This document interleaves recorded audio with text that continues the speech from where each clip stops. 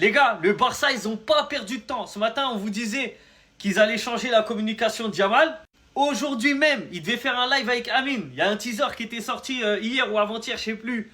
Où Yamal, il disait, allez Amine, c'est l'heure de bosser. Ils devaient faire un live ensemble les deux. Bim, le Barça, ils ont demandé à annuler. Demande acceptée par le joueur.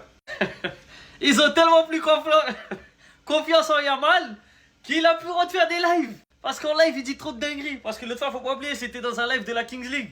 Quand il a dit le Real, c'est des voleurs, tout ça. Amine, lui, tu connais, lui, il veut que son live, il marche. Il allait peut-être poser des questions un peu, tu vois. Et lui, comme il est bête, il allait répondre tout droit.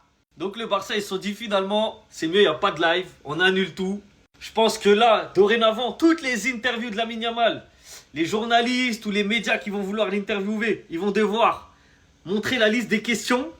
Que ces questions-là, elles soient validées par le club et par son agent. Et ensuite, il pourra répondre. Mais là, Miskin, franchement, c'est dommage pour Amine parce que il allait faire un vrai live, tu vois, c'est une dinguerie. T'es Amine, tu ramènes Yamal, c'est de la folie. Et malheureusement, ils ont tout gâté là, le Barça là. Mais c'est lui, il parle trop aussi. Ça veut dire qu'il gâte les plans des gens maintenant. En tout cas, ils ont dit qu'ils allaient changer sa communication. Et là, ils l'ont mis à exécution. Et Miskin, Amine, c'est lui l'exemple.